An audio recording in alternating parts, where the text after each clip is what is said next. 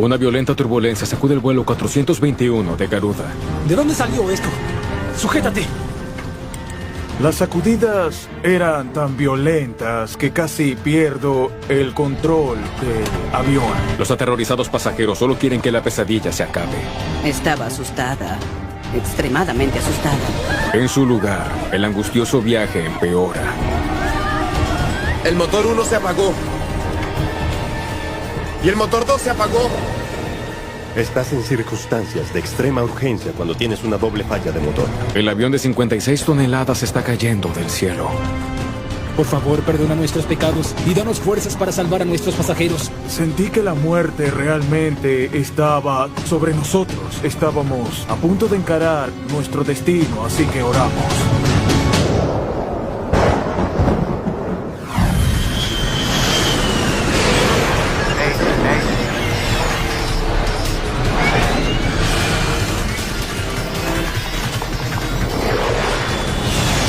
Catástrofes aéreas. Esta es una historia real. Está basada en reportes oficiales y declaraciones de testigos. Pista en el río. Un Boeing 737 viaja alto sobre las islas de Indonesia. Enero 16, 2002. La tripulación del vuelo 421 de Garuda, Indonesia, se encuentra a la mitad de un corto vuelo doméstico. Estábamos a 8.500 metros de camino al aeropuerto de Adisucipto en Yogyakarta. El capitán Abdul Rozak es un piloto veterano de la Aerolínea Nacional de Indonesia. ¿Cómo se ve el clima en Yogyakarta? Su primer oficial es Harry Gunawan. Debería estar bien, pero podría haber algo de lluvia. Había volado varias veces con Harry Gunawan, así que no fue nada nuevo. Nos conocíamos muy bien el uno al otro.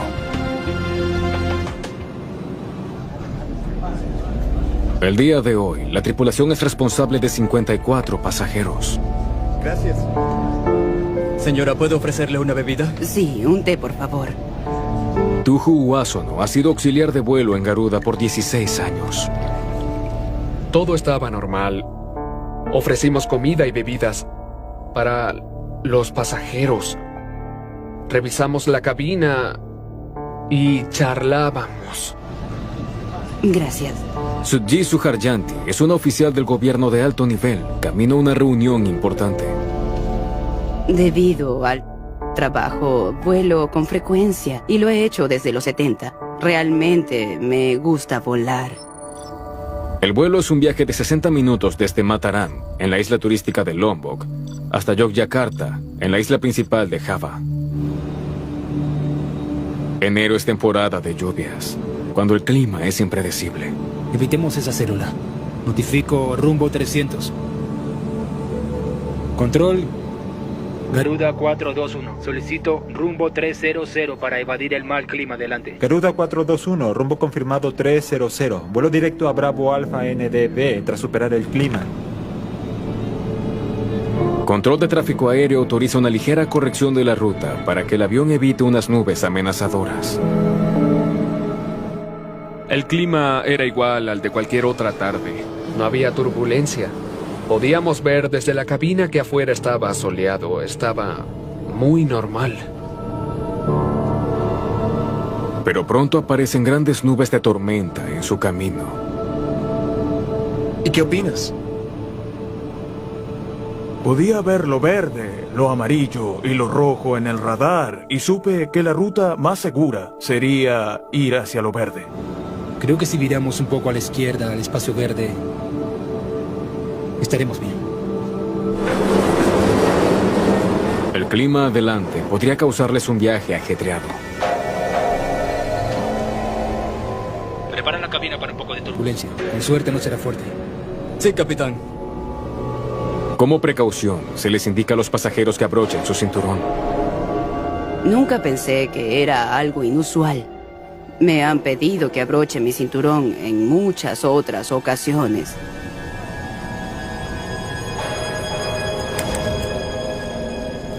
Cinturones, ¿sería tan amable de colocarse el cinturón?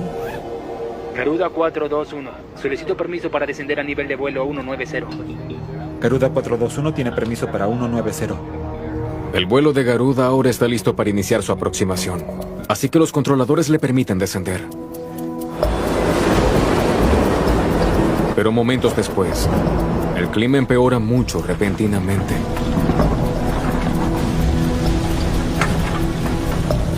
¿De dónde salió esto? Bueno, ya estamos aquí. ¡Sujétate! Había dirigido el avión hacia lo verde, pero tan pronto como entré a la nube, todo se volvió de un color rojo.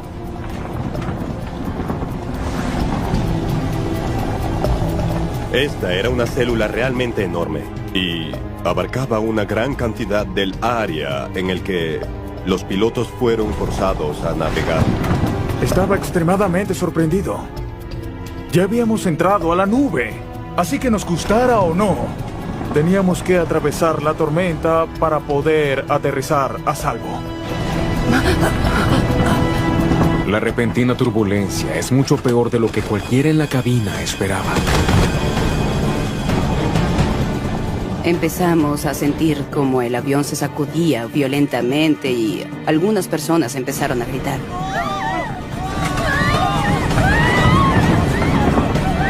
La turbulencia hizo que caminar fuese imposible. Las bandejas estaban volando. Temía caer sobre alguien.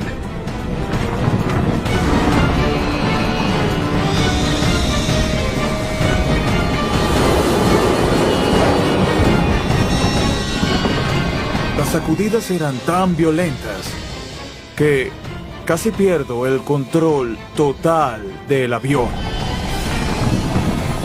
¡Los motores! El capitán detectó un serio problema. Sí, señor. 1 y 2 pierden potencia. De repente, pierden potencia en los motores. ¡Incrementando empuje! ¡Nada! Sigue observándolos. Señor, Momentos después, la crisis empeora aún más. el motor 1 se apagó. ¡Confirmado! Terreno. Y el motor 2 se apagó. Terreno. Ambos motores se han apagado. Se extinguió el proceso de combustión. Estás en circunstancias de extrema urgencia cuando tienes una doble falla de motor. Ahora el avión no tiene ninguna propulsión. Adentro han perdido la electricidad principal. Todos los sistemas cambian a energía de reserva. Repentinamente, las luces de emergencia se encendieron. Me impactó ver eso. El capitán Rosa lucha por mantener el avión estable mientras la altitud comienza a descender. Inmediatamente grité por la lista de emergencia. Procedimiento para apagón de motores. Interruptores de arranque en volar. Interruptores de arranque en volar. Palancas de encendido en cortar. Palancas de encendido en Tomas cortar. ambas palancas, las del motor número 1 y el número 2, las colocas de vuelta en la posición de marcha y luego esperas para ver si los motores se encienden. Tiempo. 30 segundos. El procedimiento de reinicio demanda paciencia. Lo cronometramos por 30 segundos como dicta el protocolo y esperamos a que se encendiera. Por favor, Dios, solo para ver a mi familia de nuevo. Por favor, ayúdanos, Dios, solo para ver a mi familia de nuevo. Pensé que probablemente no volvería a ver a mi esposo o hijos de nuevo. Rezaba para que Dios me ayudara porque no estaba lista para morir.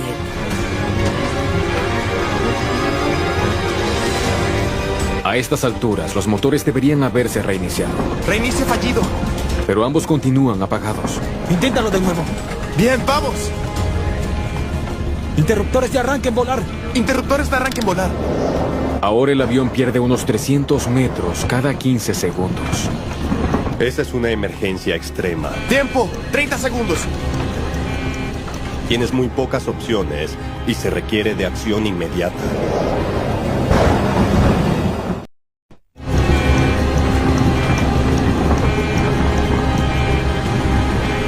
Nada. Por segunda vez, los pilotos de Garuda intentan y fallan en reiniciar sus motores averiados. Ahora, a solo minutos de impactar el suelo, se están quedando sin opciones. Después de que los motores no encendieran, por segunda vez supe que teníamos nuestra unidad de energía auxiliar, la APU. La APU es un generador alimentado con combustible de avión que provee energía eléctrica para la aeronave. La APU podría ser su única esperanza. Enciende la APU. Iniciando APU. Pero mientras tratan de encenderlo, Perdimos toda la energía. llega la catástrofe. Cuando trató de encender el generador auxiliar, todo se apagó. Bueno, soluciónalo. La electricidad se había ido, los instrumentos de vuelo también. Todo se oscureció, no tenía ningún recurso para volar el avión. Los controladores quedan estupefactos al ver al vuelo 421 desvanecerse del radar. Garuda 421, ¿me copian? 421, por favor reporte su posición.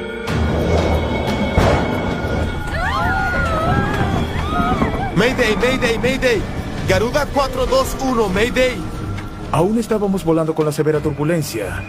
Habíamos intentado todo. Mi copiloto tomó el micrófono y gritó: Mayday, Mayday, Mayday, Mayday. Garuda 421, Mayday. Pero los controladores no pueden escuchar el desesperado llamado. Garuda 421, ¿pueden copiarme? Por favor reporte su posición. Mayday, Mayday, Mayday. Garuda 421. Han perdido todo contacto con el avión afectado. Escuché Mayday, Mayday. Luego pude escuchar que decían sin energía, sin energía. Sin energía, sin radio. Fue ahí que me percaté de que el avión no tenía ningún motor funcionando. Todos estaban apagados. ¿Sin energía? ¿Sin radio? ¿Qué tenemos? Son instrumentos de emergencia. Ellos tendrían el indicador de altitud u horizonte de reserva, el indicador de velocidad del viento de reserva y una brújula magnética. Ahora estamos en manos de Dios.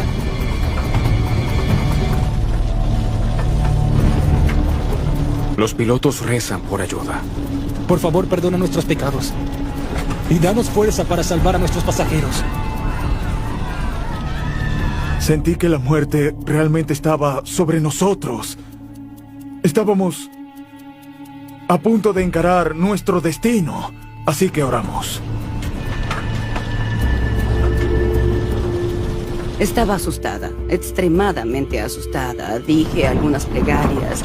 Le pedí a Dios que nos ayudara. Recé mis últimas oraciones y rogué por el perdón de Dios. Seguí rezando y rezando. Eso era todo lo que podía hacer.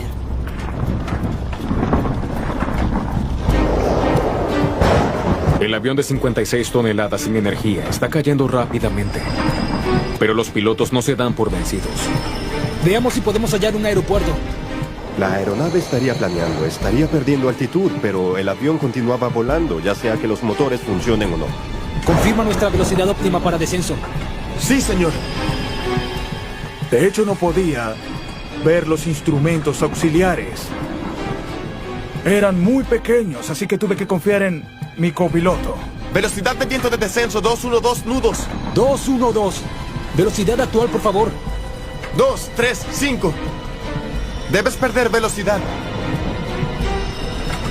Sería muy desafiante intentar aterrizar un 737 sin energía y sin ningún tipo de asistencia.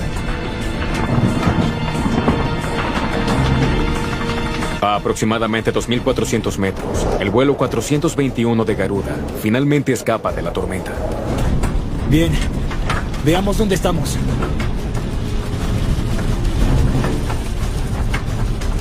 Pero la tarea del capitán aún parece imposible. Aterrizar un avión sin motores y sin guía electrónica. Ni siquiera sabía dónde estábamos, porque mis instrumentos estaban todos muertos. Estamos cerca del río Solo, señor. ¿Dónde está el aeropuerto? Rápido. Lo pasamos, señor. El aeropuerto más cercano se encuentra ahora detrás de ellos. Están muy bajos como para regresar. Perdieron su última oportunidad de tener un aterrizaje controlado. Tenemos que aterrizar en algún lugar. Veamos qué tenemos. El avión pesa 56 toneladas. Puedes imaginar lo rápido que descendíamos. Tuvimos que decidir en segundos dónde podríamos aterrizar el avión. Descendiendo más y más, la tripulación del Garuda 421 se apresura a encontrar un lugar para aterrizar. ¡El campo de arroz, señor! Negativo, muy riesgoso. Aterrizar en el campo de arroz podría haber ocasionado que el avión diese una voltereta. También podría haber ocasionado que el avión se rompiese en varios pedazos. Con su avión cayendo rápido y sin ninguna otra opción a la vista, el capitán Rosak decide hacer algo que pocos pilotos han intentado. Bien, el río entonces será nuestra mejor opción. Sí, señor. Dígame qué hacer. Sin tren, sin alerones. Vigila mi velocidad. El río solo es angosto y serpenteante. Aterrizar un 737 en él no será fácil.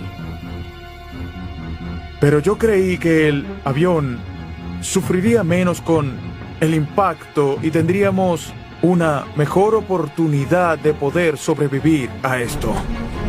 Pero hay otro obstáculo. ¡Puente! ¿Podemos pasar por debajo, señor? No. Yo quería pasar por debajo del puente. Podía ver que había pilares de concreto en su parte inferior. 3000 pies. El capitán Rosak toma una rápida decisión. Demos vuelta y bajémoslo por allá. ¡Gira conmigo! ¡Girando! Dar vuelta podría darles un tramo más largo del río para aterrizar. Pero se les acaba el tiempo. Para poder girar, la aeronave depende de su sistema hidráulico. Y esa hidráulica necesita energía de los motores. Sin la hidráulica se requiere una gran cantidad de fuerza. Sería equivalente a intentar conducir tu auto sin el sistema de dirección asistida. ¡Ángulo de inclinación, señor! ¡Mire! ¡Lo veo! ¡Lo veo! ¡Lo veo! Continúa virando o no llegaremos al río. ¡Con fuerza! ¡Girando! Mi copiloto gritó porque sintió que el giro era muy brusco. Pero le dije que no había opción. Si no hacemos esto, no lograríamos llegar al río. Por fin pude ver un río, un puente y campos de arroz. Pero estaba confundida, no había pista.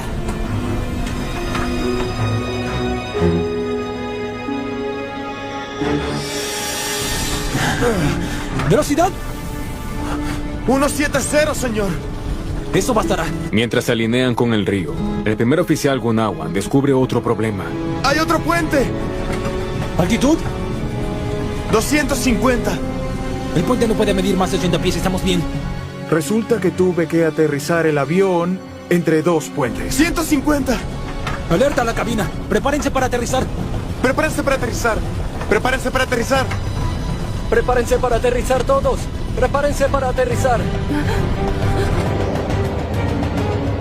Bien, bien, bien. Aquí vamos. 50. 40. Ayúdanos, Dios. 30. ¡Sujétate! Desde el principio le había dejado todo a Dios. Ya no tenía miedo. Tenía la esperanza de que pudiese sobrevivir a esto y de que los pasajeros también se salvasen.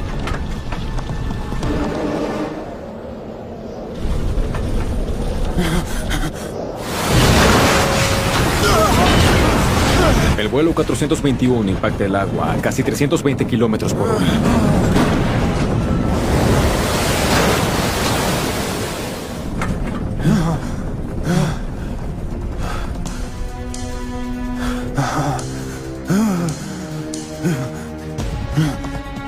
¿Estás bien? Vivo. La cabina del vuelo 421 ha sido destrozada.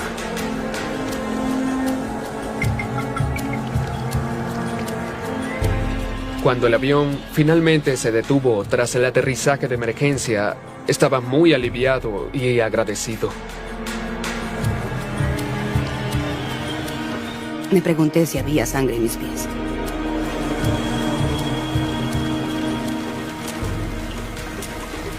Resultó ser solo agua, dije gracias a Dios que sobreviví. Comencé con el proceso de evacuación. Ayudé a los pasajeros que estaban cerca de mí al frente del avión.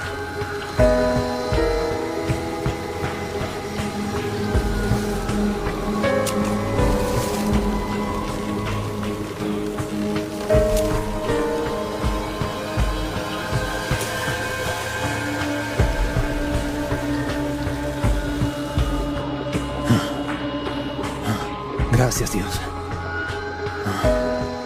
Veamos a los pasajeros.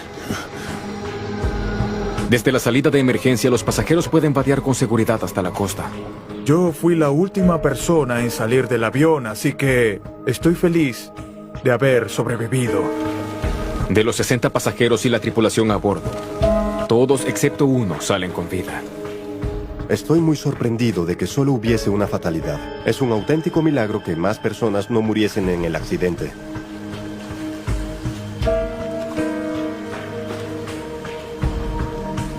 A pesar del habilidoso aterrizaje, la visión de un 737 tirado en un río indonesio es perturbadora.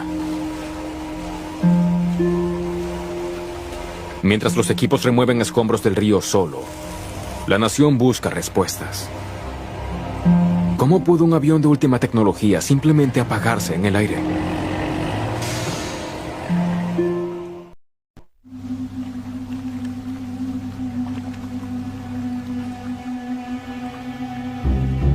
La tarea de descubrir qué fue lo que llevó a tierra al vuelo 421 de Garuda recae en un equipo de investigadores indonesios.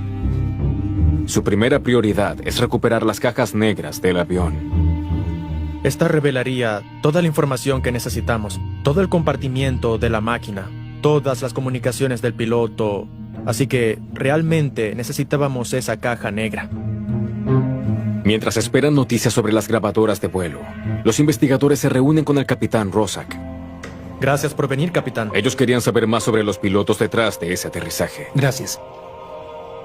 Él tiene más de 14,000 horas de vuelo de experiencia, pero llegar ahí no fue fácil. Con una juventud humilde, vendía vegetales en las calles de Yakarta. Su familia era incapaz de pagar una escuela. Mi única oportunidad de tener una educación era ganar una beca. Hubo miles de personas que se postularon para la Escuela de Aviación Nacional, y yo fui lo suficientemente afortunado como para ser uno de los 56 estudiantes que se graduaron en mi año. El capitán Rosak ascendió rápidamente entre los rangos en Garuda. Estaba extremadamente feliz de unirme a la mayor aerolínea de Indonesia. Era un sueño hecho realidad para mí. Bien, ¿puede contarme exactamente qué sucedió? Nunca antes había experimentado una falla total de motores. Pensaba que esos motores podían manejar cualquier cosa. Mi primera gran pregunta fue, ¿qué causó que los motores se apagaran simultáneamente? ¿Por qué no los reiniciaron? Lo intentamos. ¿Tal vez tenían una falla? Sí. No tenía sentido.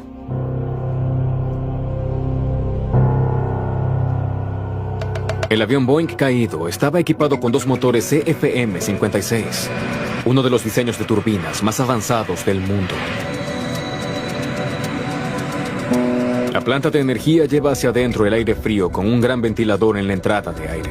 Una serie de aspas comprime entonces un poco de aire antes de que se mezcle con combustible y se encienda en la cámara.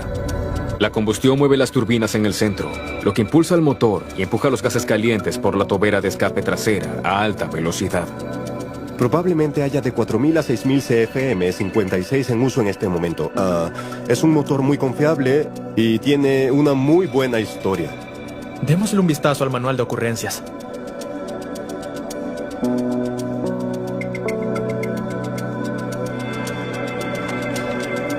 Pero como descubren los investigadores, incluso el mejor motor no es infalible.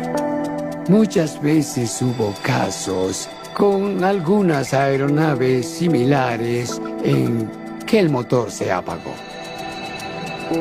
En 1988, el vuelo 110 de TACA se vio atrapado en una violenta tormenta eléctrica volando de Belice a Nueva Orleans. Ambos motores del nuevo 737 se apagaron. El piloto logró hacer un aterrizaje de emergencia en un terreno cubierto de hierba. Los investigadores descubren que en respuesta a lo que casi fue un desastre con el vuelo de TACA, el fabricante rediseñó el motor, modificaciones al motor. Un nuevo diseño cambió la forma del cono e incrementó la distancia entre el motor de las aspas y el divisor para desviar mejor la humedad del núcleo. Descubrieron que la forma de domo funcionaba mejor tanto para el hielo como para el granizo. Entonces, ¿por qué falló este motor rediseñado? ¿Ves? No tiene sentido. Estaba sorprendido de que una falla simultánea de motores le ocurriese al motor que había sido modificado para precipitaciones. Los ingenieros hicieron una serie de pruebas en los dos motores, buscando cualquier defecto que pueda explicar el fallo en el aire.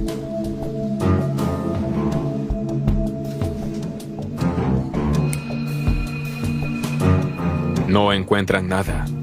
No hay fallas mecánicas de ningún tipo. Todo parece estar bien.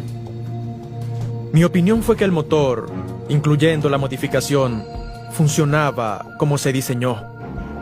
Así que mi pregunta fue, ¿qué causó que los motores se apagaran? En el lugar del impacto, un nuevo descubrimiento trae esperanzas de hallar algunas respuestas. Los buzos han recuperado la grabadora de datos de vuelo del avión.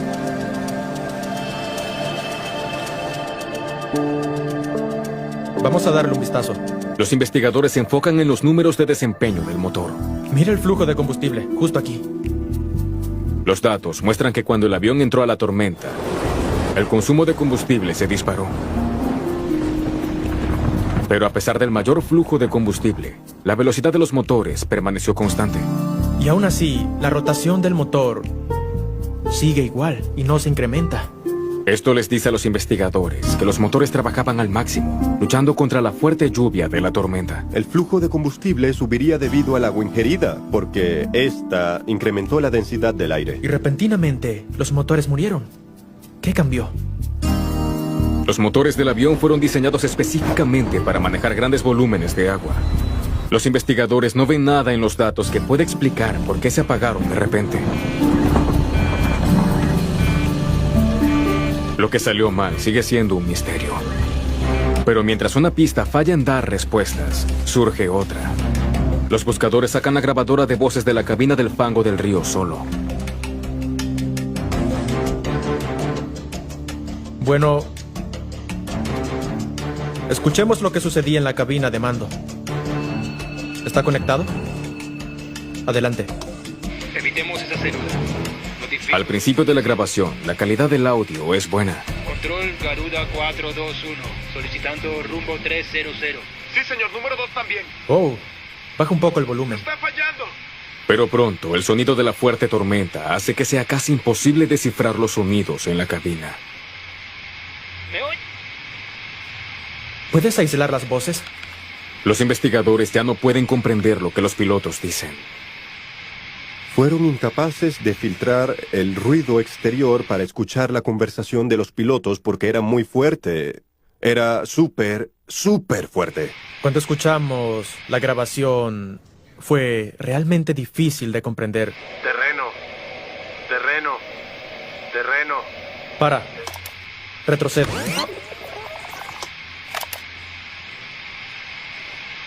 De nuevo. Terreno. Entonces, en el último segundo de la grabación, Terreno. puede oírse una voz no humana. Terreno. Dice terreno.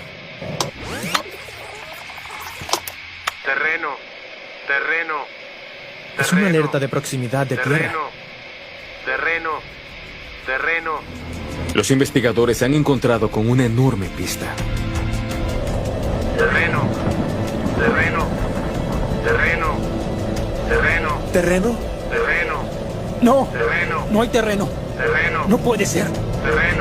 Cerca de los 5.500 metros, la computadora de a bordo detectó algo sólido bajo el avión. Algo tan sólido como el suelo. Cuando escuché terreno, me sorprendí. Primero, no había terreno en el área. No hay cantidad de lluvia en el mundo que pueda activar esta alarma. ¿Qué estaba sucediendo? Los investigadores indonesios se esfuerzan por entender por qué una alarma de terreno sonó a bordo del 421 de Garuda, cuando la aeronave aún se encontraba a cerca de 5.500 metros. Entre los escombros, la nariz cónica o radomo provee una pista crítica. Observa esto un momento. Estaba realmente maltratado. Lucía como si alguien hubiese ido con un martillo y descargase su agresividad contra el radomo de la aeronave. Mira esto. Nunca antes había visto eso. Solo hay una cosa que pudo hacer esto. Granizo. Ahora está claro que la violenta tormenta que la tripulación encontró contenía suficiente granizo como para dañar la nariz y disparar la alarma de proximidad a tierra. El granizo se estima que tenía el tamaño de pelotas de tenis, las cuales son enormes y perjudiciales para la aeronave. Parte de las recientes modificaciones de los motores tenían que ver específicamente con granizo. El motor está diseñado para manejar 10 gramos por metro cúbico, una cantidad bastante grande de precipitación. Los investigadores se preguntan, ¿acaso la enorme tormenta aventó más lluvia y granizo que eso a los motores del vuelo 421? Toman los sonidos de la lluvia y granizo impactando la cabina del Garuda al momento en que los motores se extinguieron y lo comparan con grabaciones de otras cabinas impactadas por tormentas severas. Ninguno de estos números concuerda. La comparación muestra que el vuelo de Garuda voló hacia una precipitación más pesada que cualquier tormenta alguna vez registrada. Lo estridente de la tormenta, junto con los datos de desempeño, les indica a los investigadores cuánta lluvia y granizo podría haber encontrado el 737. Es una locura. Y basados en nuestras pruebas, concluimos que la cantidad de hielo era mayor a 18 gramos por metros cúbicos. Estos motores excedieron por mucho los criterios de prueba del fabricante. Fue casi el doble de cantidad de precipitación, agua y granizo ingerida por el motor. Los investigadores han compilado datos convincentes sobre lo que causó el doble apagón de motores. Pero para estar totalmente seguros, quieren poner a prueba su análisis. Motores encendidos. Bien, vamos a añadir un poco de agua y hielo. La NTSC quería determinar cuánta agua fue ingerida por el motor y si éste continuaría funcionando. Esparcieron en la entrada de aire la cantidad recomendada por el fabricante y vieron que el motor funcionó a la perfección. Incrementándolo ahora. Tomaron el motor e incrementaron el flujo de agua hacia la entrada de aire de este mismo, a lo calibrado de acuerdo con lo que había experimentado durante el vuelo.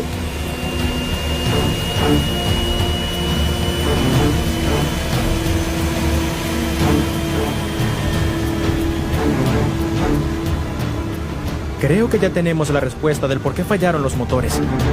Las pruebas de motor no dejan dudas. Ese fue un gran momento de eureka para ellos, porque añadir hielo al agua causó que el motor finalmente se detuviera. Una violenta tormenta, combinada junto a lluvia pesada y granizo gigante, extinguió ambos motores del vuelo 421. Pero la investigación no ha terminado. Aún hay otro misterio por resolver. ¿Por qué voló el vuelo 421 hacia una tormenta tan severa en primer lugar? ¿Por qué los avanzados sistemas de navegación del 737 evitemos esa célula no fueron suficientes para ayudar a la tripulación a evitar el peligroso clima? Los investigadores revisan los datos satelitales climáticos del día del accidente. Déjame darle otro vistazo a este mapa de radar. ¿De acuerdo? Bueno. Tu señal te llevó directo a la peor parte de la tormenta. ¿Por qué el capitán Rosack escogió una ruta tan peligrosa? El radar meteorológico del avión debería haberlos ayudado a hallar un camino alrededor de la tormenta. ¿Por qué entrarían a la tormenta? ¿Por qué no desviarse? Creo que si viramos un poco a la izquierda al espacio verde, estaremos bien. Los pilotos estaban bajo la impresión de que tenían una abertura que atravesaban toda la tormenta. El radar estaba verde. Deberíamos haber estado seguros. ¿Por qué su radar indicaría un paso seguro? No lo sé. Pero de repente todo cambió. Parece que el radar no detectó el peligro adelante. ¿De dónde salió esto? El camino por el que trataban de pasar se había cerrado y no era el buen trayecto de vuelo que estaban esperando. Los investigadores necesitan saber por qué. ¡Sujétate! Así que Consultan con un experto de radar. aquí fue donde entraron a la tormenta. Y descubren que los pilotos pueden enfrentar los peligros de algo llamado sombreado de radar. El sombreado de radar es la inhabilidad del radar para identificar otro clima que podría estar frente a ti y que intentas evitar. ¿Sombras de radar? Las sombras de radar ocurren cuando la precipitación es tan fuerte que las ondas de radio no pueden penetrar los cielos adelante. Una sombra aparecerá en la pantalla del piloto como un espacio oscuro. De modo que sería engañoso pensar que volabas hacia un buen clima cuando en realidad estabas entrando a otra tormenta severa. La peligrosa trayectoria del vuelo del avión de Garuda finalmente tiene sentido. Entonces, ¿quieres decir que buscaron refugio en la sombra del radar?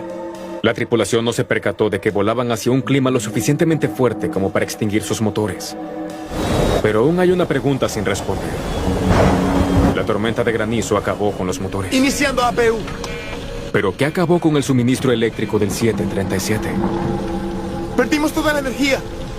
El avión perdió su suministro eléctrico porque no había ninguna energía restante a bordo. Nos preocupábamos mucho y necesitábamos averiguar qué había pasado.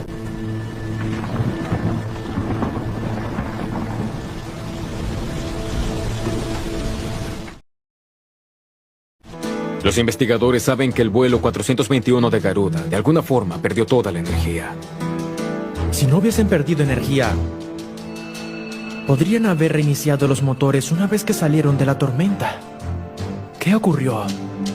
Pero aún no comprenden cómo ocurrió eso. Gracias por venir, capitán. Por favor, tome asiento. Los investigadores esperan que el capitán Roszak pueda recordar algún detalle omitido. Solo tengo un par de preguntas más. Bien, cuéntenos exactamente qué ocurrió después de que los motores se apagaran. Tan pronto murieron los motores, seguimos el procedimiento de reinicio. Interruptores de arranque en volar. Interruptores de arranque en volar. Palancas de encendido en cortar. Palancas de encendido en cortar. Se requiere de acción inmediata. Reinicio fallido. Cuando los motores no se reiniciaron, intentaron encender la unidad de energía auxiliar para restaurar la electricidad en todo el avión. ¿Y qué sucedió? Un desastre. Enciende la APU. Iniciando APU.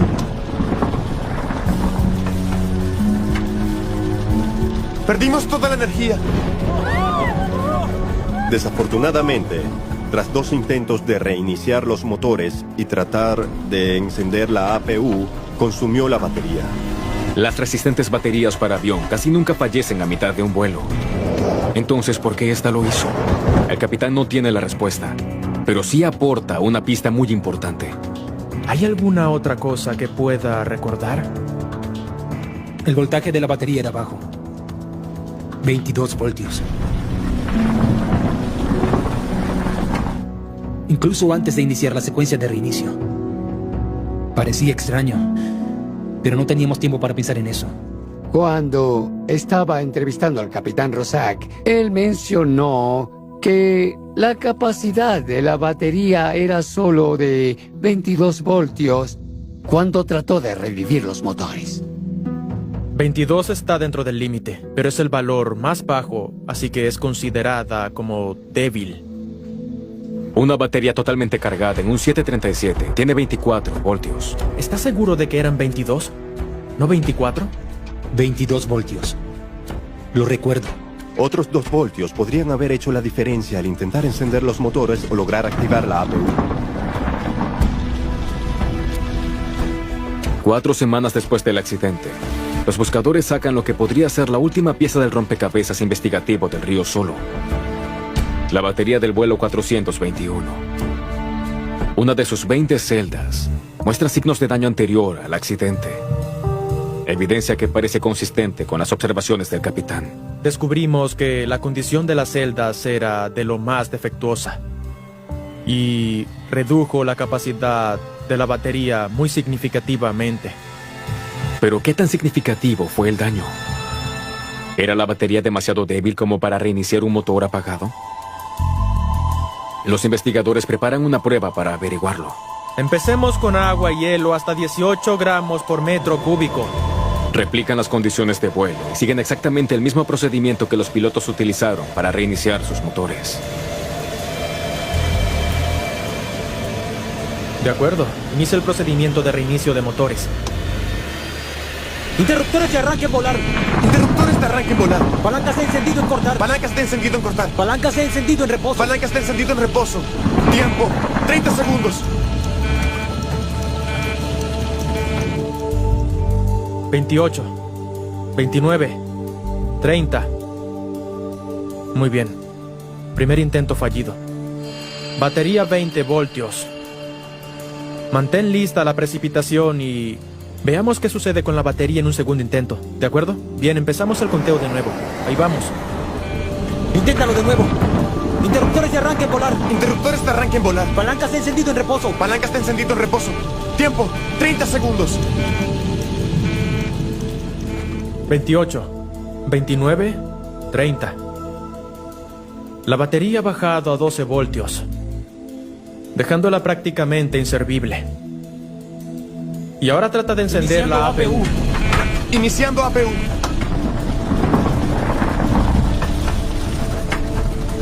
Perdimos toda la energía. No tenían oportunidad. El procedimiento de reinicio drenó por completo su batería defectuosa. No fue capaz de alimentar el reinicio de los motores en condiciones de emergencia. Finalmente, los investigadores comprenden todos los factores que contribuyeron para derribar al vuelo 421 del cielo. Creo que si miramos un poco a la izquierda al espacio verde, estaremos bien. Un efecto sombra en el radar lleva a la tripulación a confundir lo peor de la tormenta con un tramo despejado. La tormenta los golpea con granizo tan severamente que los motores se apagan. Procedimiento para apagón de motores. Interruptores de arranque en volar. Interruptores de arranque en volar. Los esfuerzos por reiniciar los motores drenan la valiosa energía de una batería dañada. Sin energía, con su avión cayendo velozmente y lejos de cualquier aeropuerto, fue solamente la increíble pericia para volar del capitán Rosak lo que previno un desastre total.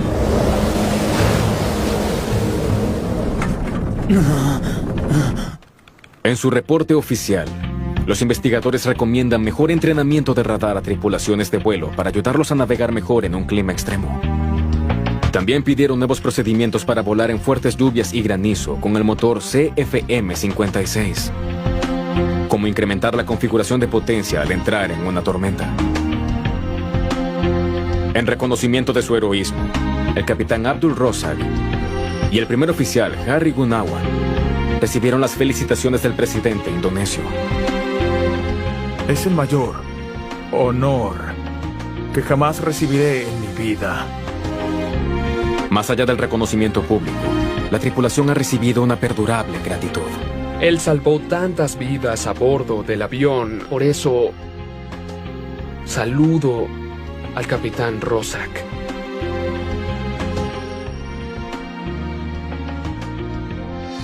Sentimos que ellos dos fueron elegidos por Dios para llevarnos al río de forma segura.